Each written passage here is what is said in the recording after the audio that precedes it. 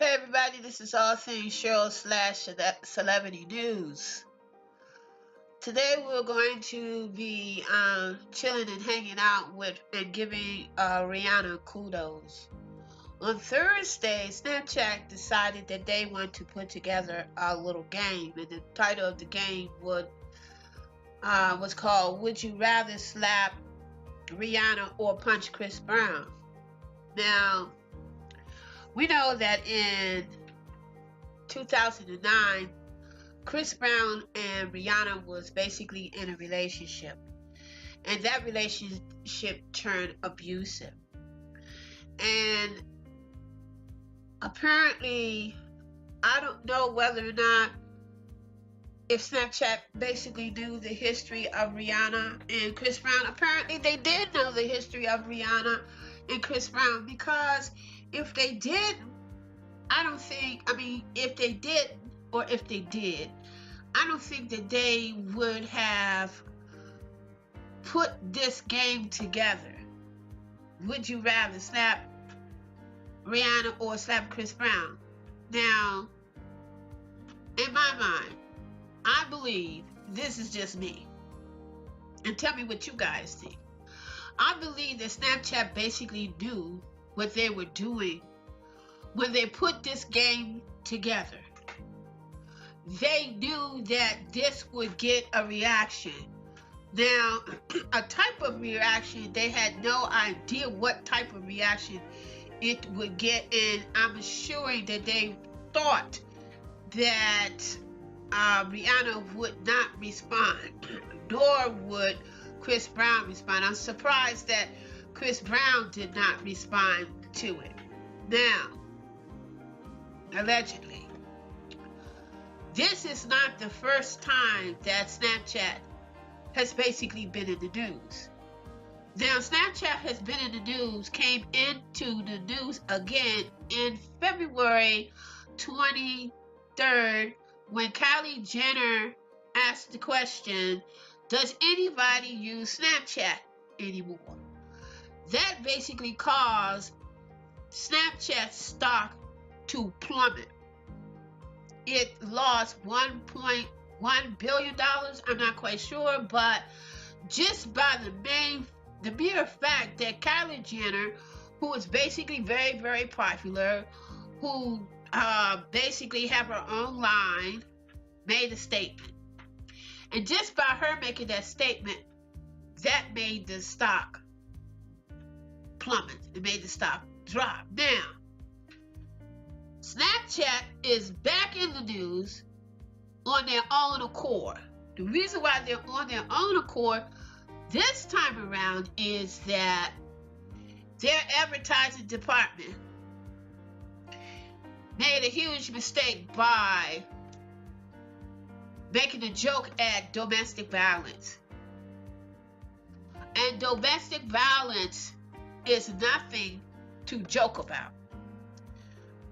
We already have a huge move on what I call back in the day the actor's couch. The Me Too movement. The Me Too movement and all the other movements. And here comes Snapchat making a joke about domestic violence. Now, Snapchat stock has dipped again. This time it dipped to, I believe they lost somewhere close to 8 million or 80 million or 1.1 billion, but they have basically lost money. Now, I like the fact that Snapchat tried to backpedal.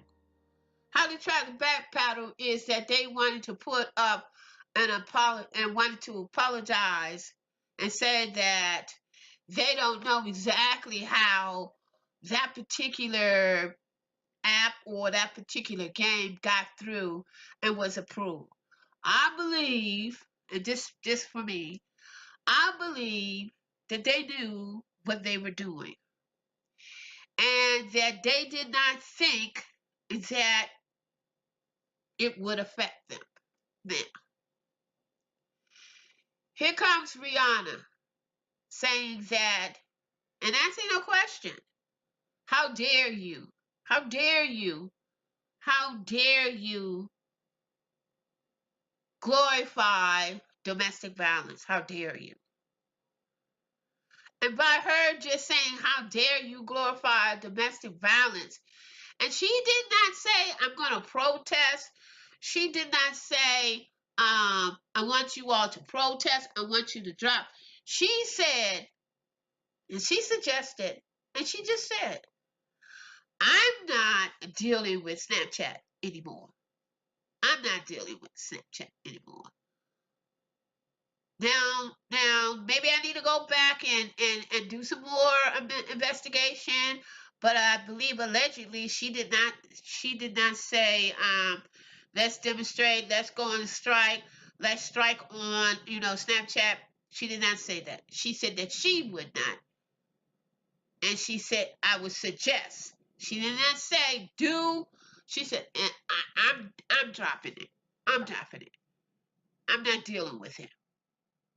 Now, kudos to Rihanna. I'm gonna say kudos to Rihanna and kudos to Callie, because really, if you really look at it,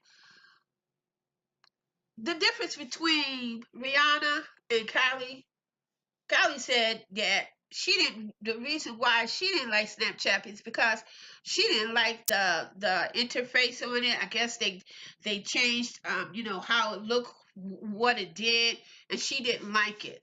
And just by her saying, is anybody dealing with Snapchat? The stock that Snapchat things just plummet. Now, I'm suggesting that you make it a